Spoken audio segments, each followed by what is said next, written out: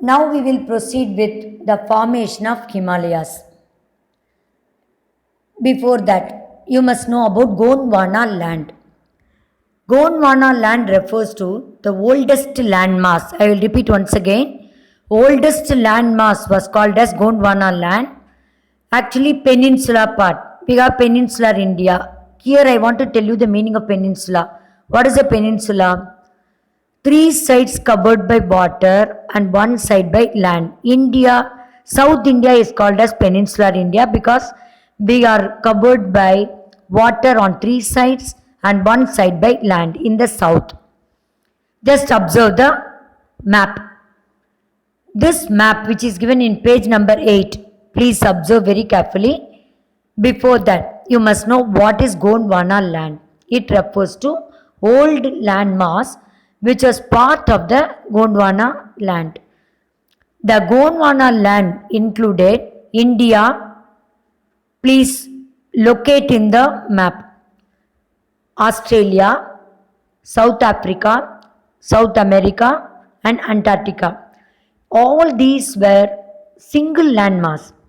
Now they have been split up into various continents. But before so many years, 250 million years, they were all together. But what are the places in Gondwana land? It included India, Australia, South Africa, South America, Antarctica as one single landmass.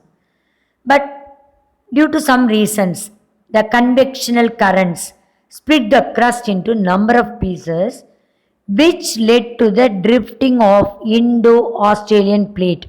Observe the map. Indo-Australian plate. India, Australia. Both are called as Indo-Australian plate. There was drifting of the Indo-Australian plate which was being separated from the Gondwana land. And this movement took place towards north. Remember, Indo-Australian plate moved towards north. This northward drift resulted in the collision of the plate. What is above? Observe the map. What is there above? Eurasian plate. Eurasia refers to Europe and Asia together. So there was a collision between Indo-Australian plate and Eurasian plate. This happened when long back, millions of years ago. Due to this collision, sedimentary rocks which were accumulated in the geosyncline, which is known as Tethys, were folded to form the mountain system of Western Asia, which refers to Alpine mountain of Europe, then Himalayas in our country. I want to tell you the meaning of geosyncline. It is a large scale depression. Depression means some pit found on Earth's crust, which contains thick deposits. I will repeat. What about geosyncline? Large scale depression found on Earth's crust, which contains thick deposits. Deposits of sediments actually.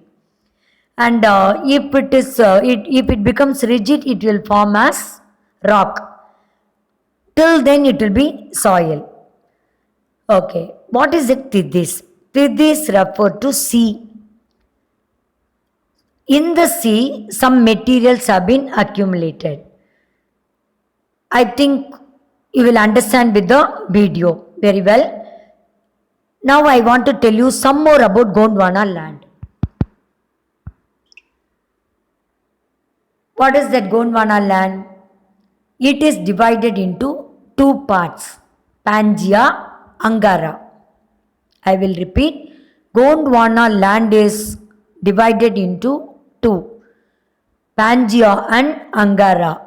Angara land is found in the north and Pangaea is found in the south.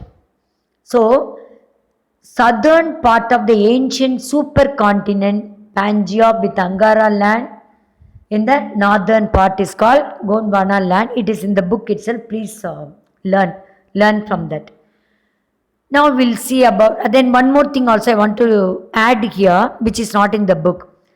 Another term what I want to introduce is Panthalassa. Panthalassa means water bodies. You know, land part is less compared to water bodies.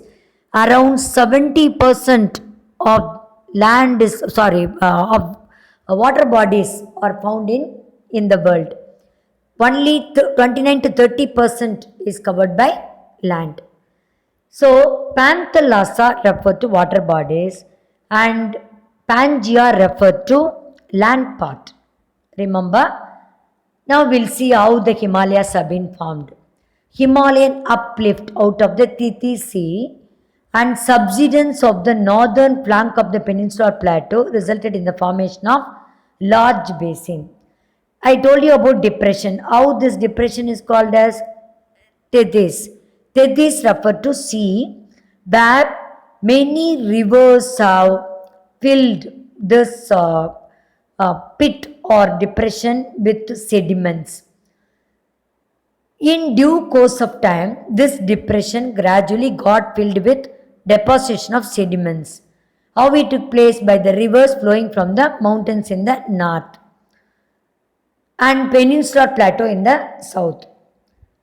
A flat land of extensive alluvial deposits led to the formation of the northern plains. So here two physical features you have to know. One is about the formation of Himalayas because of the accumulation of silt in the depression. How the depression is called as Tethys. How this depression was filled? Because of the sediments brought down by the rivers, probably from Angara land, which was in the northern part.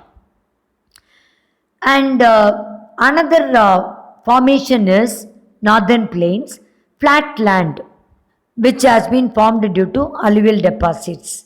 We will go in detail about this in the next topic. Remember, peninsular plateau constitutes one of the ancient land masses on the earth's surface. You can underline in your book. Geologically, peninsular plateau is one of the ancient land masses on the earth's surface. Himalayas and northern plains are of recent origin. It means they are the most recent landforms. How we say that these have been formed recently in that next class in detail. Shall we please learn this topic with videos which follows immediately.